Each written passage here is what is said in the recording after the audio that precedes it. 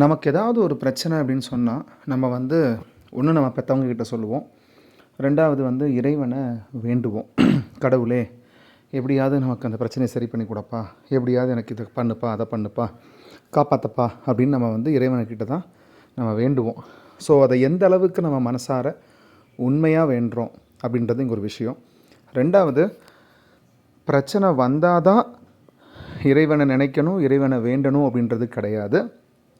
ரெகுலராகவே டெய்லியுமே நம்ம இறைபக்தியை கடைபிடிச்சோம் அப்படின்னாலே அது மிகப்பெரிய ஒரு வரப்பிரசாதமாக நமக்கு அமையும். இறைவன் நம்ம கேட்காமலேயே நம்ம கஷ்டத்துலேயும் பங்கெடுத்துப்பார், நமக்கு சந்தோஷத்தையும் தருவார், அந்த சந்தோஷத்துலேயும் பங்கெடுத்துப்பார்.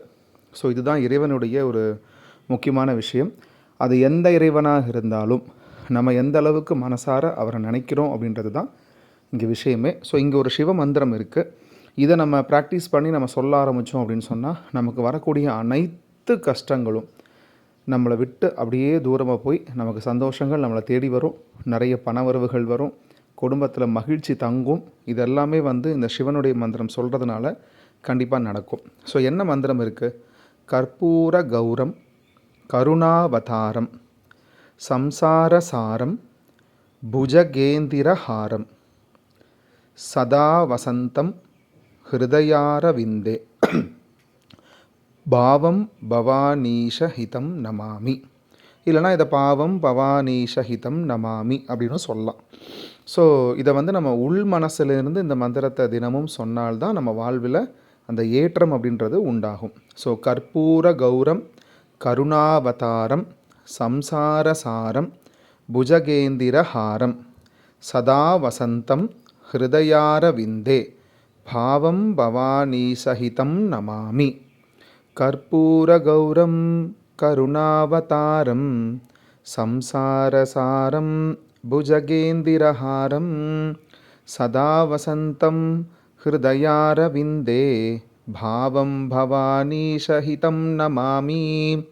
கற்பூரகௌரம் கருணாவதாரம் சம்சாரசாரம் புஜகேந்திரஹாரம் சதா வசந்தம் ஹிருதயாரவிந்தே பாவம் பவானீஷஹிதம் நமாமி. கற்பூரகௌரம் கருணாவதாரம் சம்சாரசாரம் புஜகேந்திரஹாரம் சதா வசந்தம் ஹிருதயாரவிந்தே பாவம் பவானீஷஹிதம் நமாமி. ஸோ கருணா அவதாரம், கருணையின் மறு உருவமே அப்படின்னு நம்ம சொல்லுவோம் இல்லையா? கருணை உள்ளம் படைத்தவனே அப்படின்னு சொல்லி முருகா, கிருஷ்ணான்னு எல்லா கடவுளையும் சொல்லுவோம். ஸோ அது சிவனுக்கும் அந்த கருணை அப்படின்றது ரொம்ப பொருத்தமான ஒரு வார்த்தை. கருணை உள்ளத்தோடு நமக்கு வந்து அவர் வந்து அருள்பாலிக்கிறார், அதுதான் உண்மையான விஷயம். ஆனால் நம்ம வந்து உண்மையான அன்பை தான் நம்ம காட்டணும். நம்ம வந்து இதை பண்ணால் நமக்கு அது கிடைக்குன்ற எந்த விதமான எதிர்பார்ப்போடையும் என்னைக்கும் நம்ம பக்தியை வந்து நம்ம பண்ணக்கூடாது. அதுக்கு பேர் பக்தி கிடையாது, வியாபாரம். ஸோ பக்தியை ஆழ் மனசிலேருந்து நம்ம என்ன பண்ணணும் அப்படின்னு சொன்னால் ரொம்ப எதேச்சையாக அந்த பக்தியை வெளிக்கொண்டு வரணும். அதில் உண்மை இருக்கணும். அந்த உண்மைத்தன்மை இருந்து நம்ம கண்ணீருக்கு வேல்யூ அப்படின்றது சிவன் அப்புறம் சொல்லுவார். நீங்கள் கண்ணீர் சிந்தினீங்கன்னா அந்த கண்ணீருக்கான வேல்யூ என்னன்றதை சிவன் சொல்லுவார். எப்போதுமே சிவனுடைய அருள் எல்லாருக்கும் கிடைக்கட்டும். ஓம் நம சிவாய.